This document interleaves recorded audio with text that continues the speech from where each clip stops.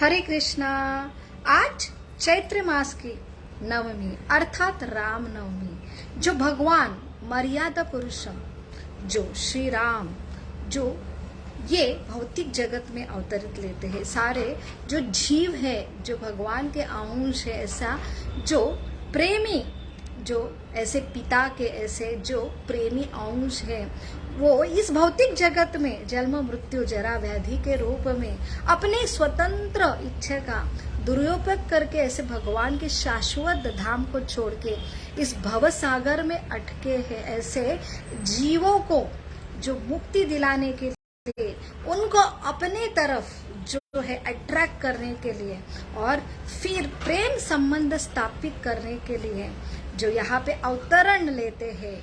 जो चैत्र मास के नवमी के दिन ऐसे प्रभु रामचंद्र, उनकी जो लीला है, जो स्वयं एक मर्यादा पुरुषोत्तम,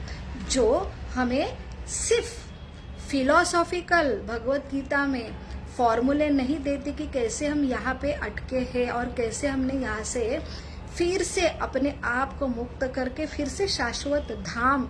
जो हमने जाना चाहिए, वही हमारा सच्चिदानंद आनंदमय ऐसा जो घर है। और वहाँ पे दुख का जो वैकुंठ, जहाँ पे ना चिंता है ना दुख है, ऐसे ये वैकुंठ शाश्वत अयोध्या धाम में कैसे हम लौटे, इसके प्रयोजन के लिए ये भगवान श्री राम का अवतरण होता है। तो भगवान क्यों आते हैं इस भौतिक जगत में लीला करने के लिए, और इनका लीला का प्रयोजन क्या है, वो हम जानने का प्रयास करेंगे आज के जो शुभ पर्व श्री राम जन्मी के तिथि अवसर पर। और इसके लिए हमें गुरु शिष्य परंपरा से जो वाल्मीकि है, जो तुलसीदास जी है, ऐसे जो शुद्ध वैष्णव, इनके गुरु परंपरा से हम भगवान की लीला का प्रयोजन हम यहाँ पे आज जानने का प्रयास करेंगे। क्योंकि भगवान जो भगवत गीता में हमें जो 9वें अध्याय में जो 11वें श्लोक में हमें चेतावनी देते हैं, अवजानान्ति माम मूढ़ा मानुषी तनु आश्रितम, जब मैं मनुष्य के रूप में अवतरण लेता हूँ तब मूर्ख जो लोग हैं मेरा उपहास करते हैं, मेरे जन्म का, मेरे लीलाओं का कारण नहीं समझ सकते हैं। तो यहाँ पे हम यही जो है अपने तर्क से भगवान ने अलग अलग लीला जो संपन्न की, अगर हम अपने जो अशुद्ध बुद्धि से तर्क से उन्हें समझने का प्रयास करते हैं तो बहुत सारे जो दोष हमें दिखाए जाते हैं। और सही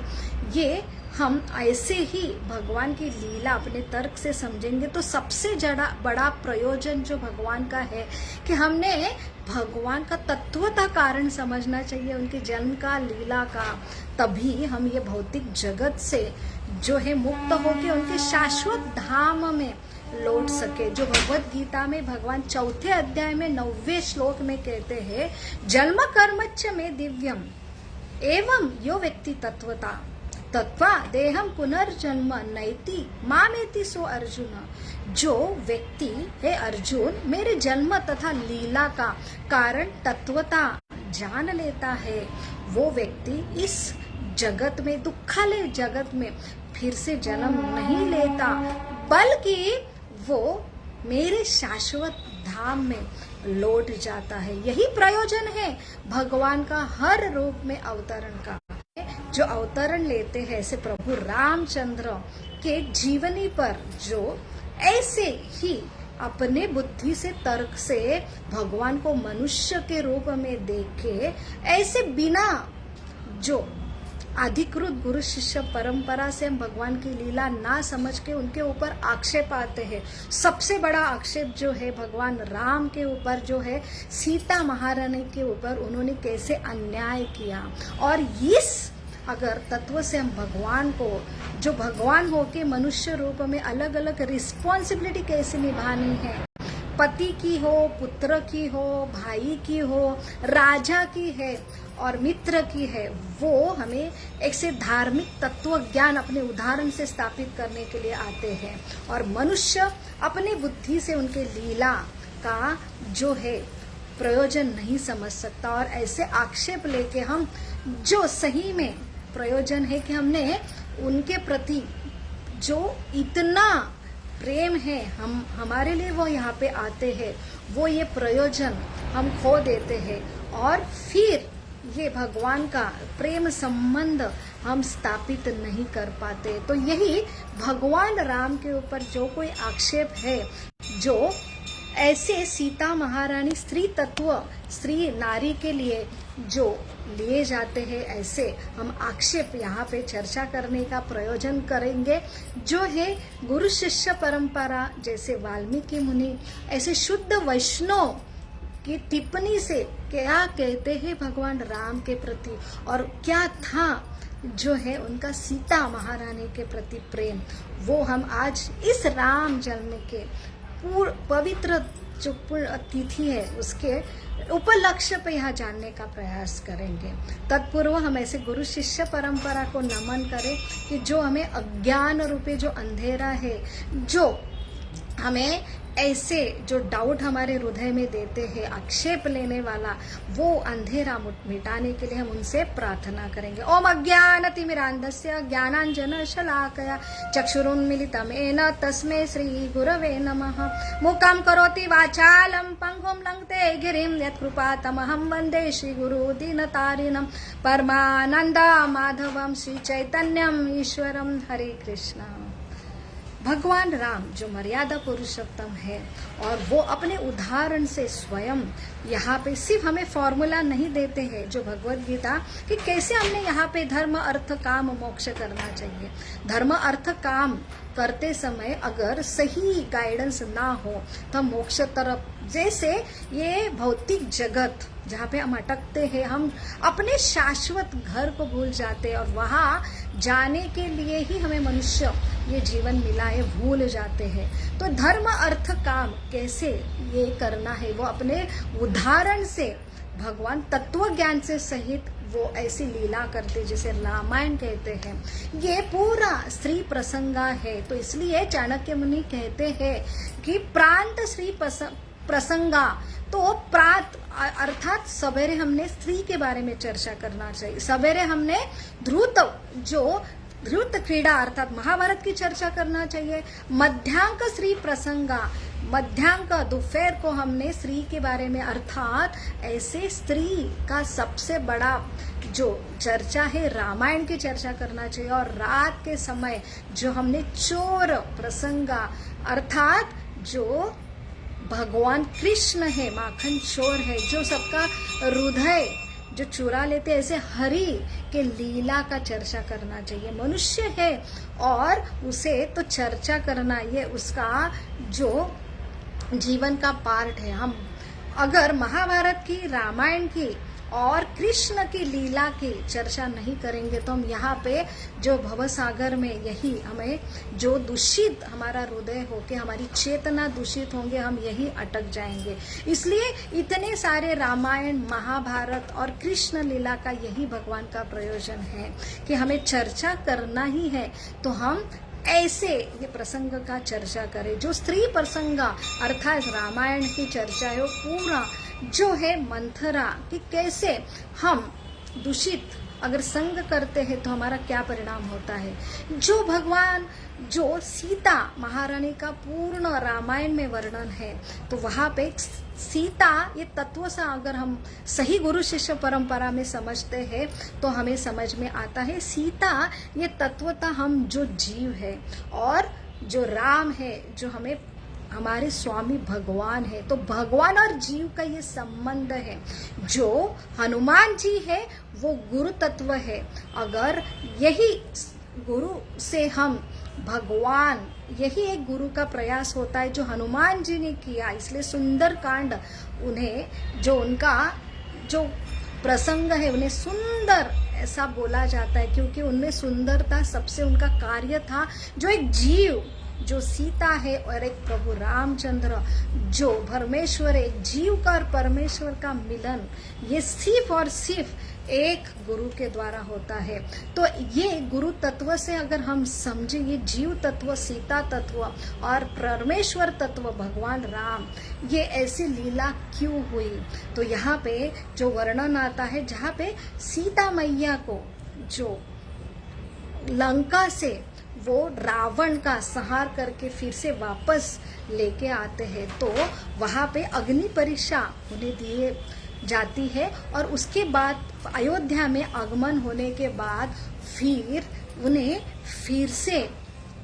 वहाँ पे परीक्षा देने के लिए यहाँ पे कहा जाता है और फिर उनका त्याग करना पड़ता है जब वो गर्भवती रहती है। तो ऐसे ये स्त्री के ऊपर प्रभु रामचंद्र ने कैसे अन्याय किया, ये अगर हम तर्क से समझते हैं तो अन्याय ये नाम देंगे। और वहाँ पे हम जो हमारा भगवान का प्रेम संबंध है, हम भगवान अपने स्वामी जो इतने प्रेम करते हैं उनके प्रति ही हमारा जो है विश्वास हम खो देते हैं। तो इसलिए हमें आवश्यक है ऐसे जो हनुमान रूपी, जो वाल्मीकि रूपी जो गुरु है, जो हमें सही उनके लीला का प्रयोजन सिखाते हैं। तो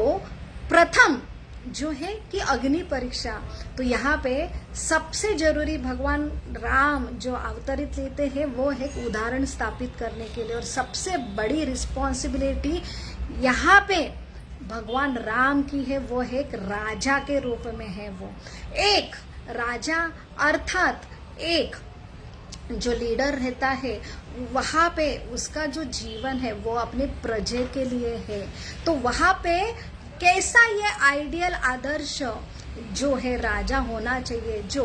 अपना वैयक्तिक सुख त्यागता है, क्योंकि उसे सिर्फ एक फैमिली की रिस्पॉन्सिबिलिटी नहीं है, एक पत्नी की रिस्पॉन्सिबिलिटी नहीं है, बल्कि हर जो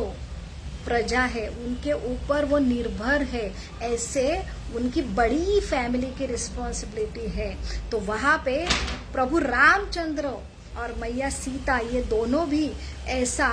ये आदर्श राजा और आदर्श रानी का यहाँ पे किरदार निभा रहे हैं। तो यहाँ पे अपने उदाहरण, इसलिए तो ये मर्यादा पुरुष है। और यहाँ पे वो ऐसे भौतिक जगत में ये सबसे बड़ा दायित्व है एक राजा का, कि कैसे ये राजा के ऊपर पूरी प्रजा ये निर्भर होती है, और राजा को कितना ये पूरा जीवन हम देखते हैं प्रभु रामचंद्र का। तो प्रथम जिस दिन राजा होना है उसी दिन उन्हें जो है वनवास 14 साल का होता है, और उसके बाद जब आते हैं तभी उनको अपने पत्नी का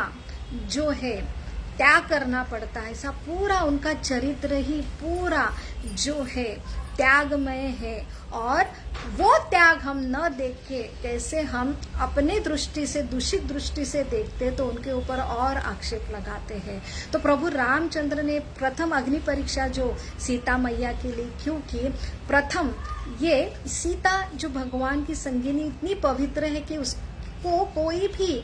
पुरुष, पर पुरुष या आसुरी पुरुष तो स्पर्श ही नहीं कर सकता। इसलिए जो अलग अलग लीला का प्रयोजन हुआ कि ऐसे ये सत्यवती नाम की जो पतिव्रता थी वो भगवान विष्णु की संगी थी, लक्ष्मी का ये रूप था, और वो तपस्या कर रही थी। वहाँ पे रावण ने जो है उनका जो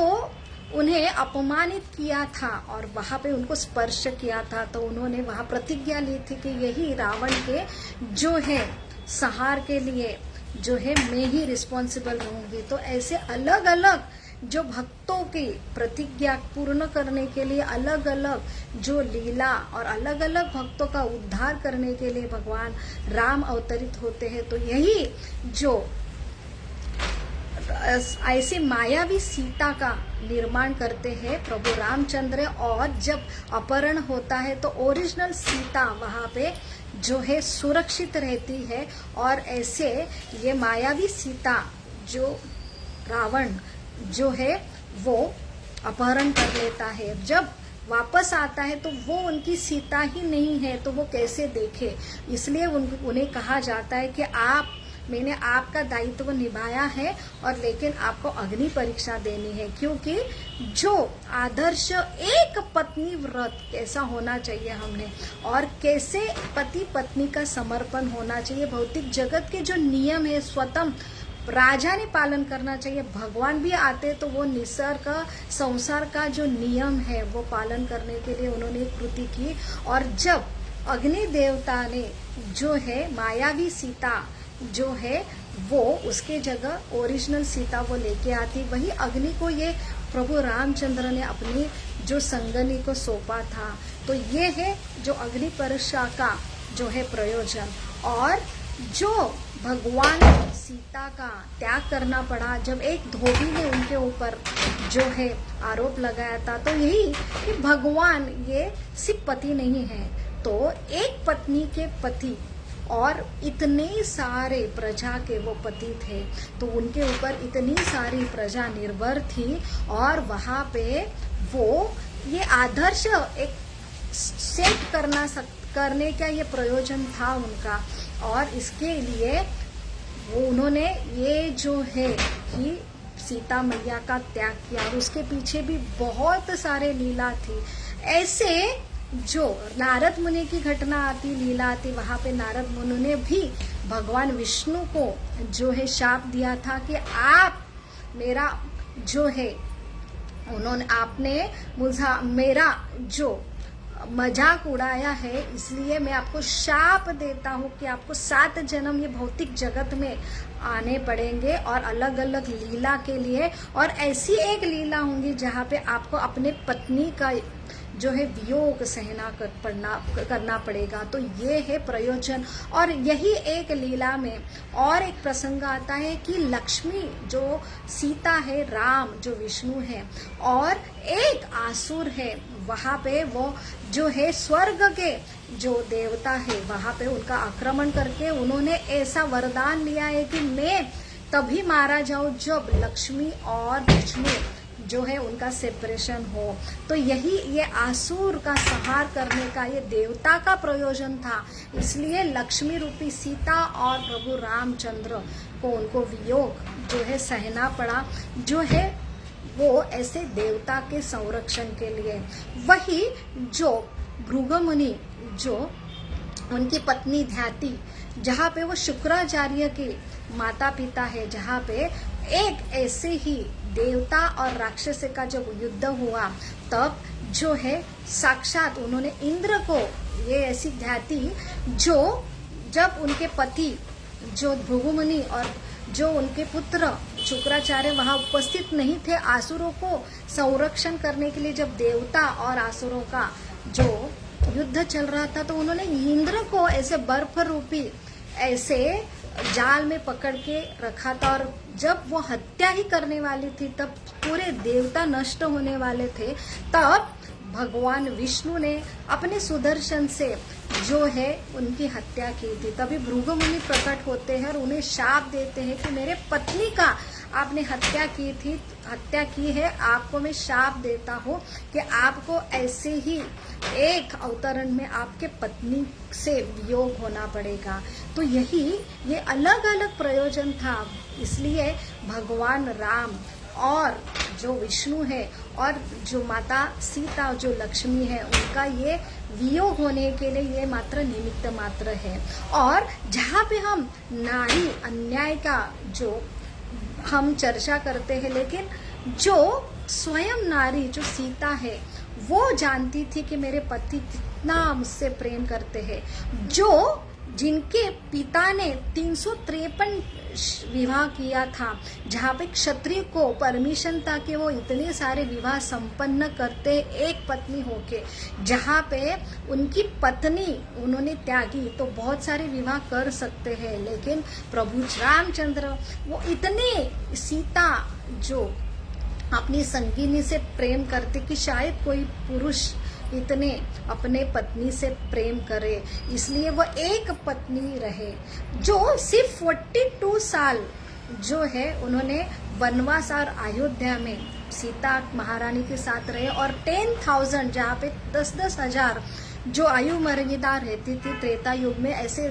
10,000 साल उन्होंने सीता मैया से वो सेपरेट रहे। तो जितना उतना गहन प्रेम होने के बावजूद ये सबसे बड़ी दुखदायक स्थिति है प्रभु रामचंद्र के लिए, लेकिन अपना कर्तव्य निभाने के लिए उन्होंने ये लीला संपन्न की और इतने एक पत्नी हो व्रत लिया था और उन्होंने हर जो यज्ञ संपन्न करते थे, जो यज्ञ का काल था त्रेता युग, वहां पे उन्होंने सुवर्ण का जो है पुतला सीता महारानी का बनाया था और हर टाइम वो उनके संग में रहते हैं। ऐसे अपने जो कर्तव्य के लिए तो सीता महारानी भी जो उन्होंने भी बताया है कि मेरे ही जन्म कुंडली में बचपन से 2 बार जो है वनवास का जो है योग लिखा था। प्रथम वो 14 साल वनवास गए और द्वितीय जब वो प्रेग्नेंट थे ऐसे वाल्मीकि मुनि के आश्रम में रही तो उनकी डेस्टिनी में लिखा था। तो हम ये जो लीला का प्रयोजन है अपने एक व्यू से, दूषित व्यू से देखते हैं और जो प्रयोजन है कि भगवान कितना त्याग करते हैं हमें सिखाने के लिए, और हम दुखित जग में क्यों पड़े तो वो भी आते तो इतना दुख भगवान होके भी वो सहते, भगवान होके भी जो इतने सारा वो दुख झेलते हैं, वो सारे जो उनके ऊपर जो शाप दिए हैं फिर भी वो शाप का पालन करते हुए वो इतने दुखदायी जीवन ये अपना उदाहरण स्थापित करने के लिए करते हैं और एक आदर्श राजा कैसा होना चाहिए, क्योंकि ये भौतिक जगत ये जो एक सृष्टि है वो एक ने अपना प्रजा का उद्धार करे, वो एकमात्र एक जीव का कि जो ये जो प्रयोजन है कि उसके सहारे ही वो जो निर्भर है ऐसे राजा के प्रति, तो कैसा आदर्श राजा होना चाहिए और कैसे ये आदर्श राजा ने कैसा अपने प्रजा का संरक्षण करना चाहिए खुद का लाइफ सैक्रिफाइस करके, तो वो यहाँ पे भगवान राम यहाँ पे उदाहरण से स्थापित कर रहे। इसलिए तो लव कुश जो माता अगर भगवान राम के प्रति अगर सीता महारानी का कुछ ऑब्जेक्शन रहता तो उनके जो पुत्र के प्रति भी उनका वो द्वेष आता, लेकिन लव कुश उन्होंने खुद रामायण वो प्रेम भरा वो प्रेम सीता महारानी अपने पिता के प्रति उतना सम्मान प्रेम था, तो जहाँ पे सीता महारानी जो खुद अपने पति के प्रति उन्हें कुछ आक्षेप नहीं है, कंप्लेंट नहीं है, वो एक ऐसी दिव्य लीला जो है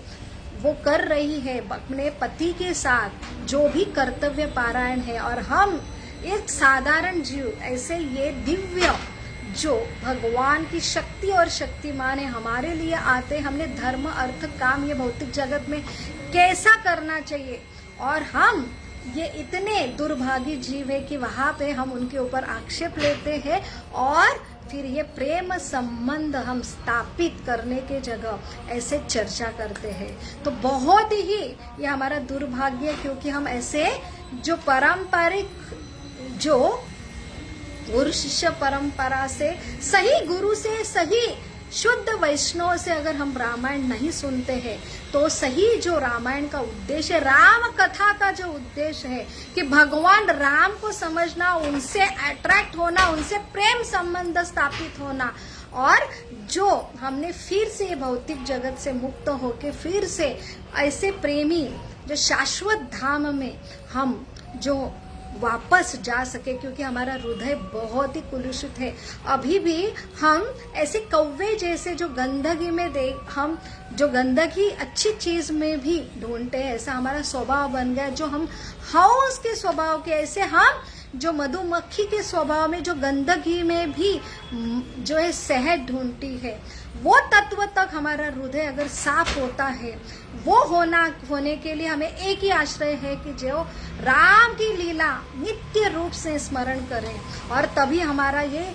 जो दूषित हृदय है शुद्ध हो सकता है। नहीं तो हमें कोई भी ये हमारे लिए कोई भी रास्ता नहीं है। हमें इस भौतिक दुखमय जगत से मुक्त होने के लिए हमें इतना भी पता नहीं रहता कि हम इतने खाई में गिरे हैं कि हम ये भौतिक जगत में दुख में अटके हैं। तो रास्ता कैसा हो और कैसा हम बढ़े, इसके लिए भी तो कोई आसान नहीं है। जब हम अपने तर्क से ये लीला के तरफ देखते हैं और जो है प्रभु रामचंद्र को हम एक साधारण मनुष्य के रूप में उनमें त्रुटियां ढूंढते हैं, तो इसलिए आज के रामनवमी में यही प्रयास करें कि कैसे ये राम भगवान अवतरण लेते हैं और उनका लीला का हमने कैसे जो है हमने सुनना चाहिए, और जिससे हमारा हृदय जो है शुद्ध हो, भगवान के प्रति हमारा प्रेम जागृत हो। जो सीता मैया ने जो गलती की, एक हरिण के प्रति अट्रैक्ट होके जो आसुरी रावण का जो उनके ऊपर जो है अटैक हुआ और वो विलग हो गई, और वही हम जो है आसुरी जो हमारी प्रवृत्ति है, जो हम दूषित भावना है, हम शंका लेते, आरोप करते, ये जो हमारी भावना है उससे हम फिर से राम रूपी हमारे शाश्वत पति से हम वियोग होंगे। इसलिए बहुत ही जरूरी है ऐसे गुरु जो हनुमान जी है, उनके द्वारा फिर से सीता और राम का जो मिलन हुआ, वही गुरु एकमात्र हमारे लिए आशा है। ऐसे सही गुरु परंपरा वाल्मीकि जो गुरु परंपरा है, उनके द्वारा हम ऐसे जो राम लीला समझ सके और भगवान का प्रेम संबंध पुनः जागृत करे। हरे कृष्णा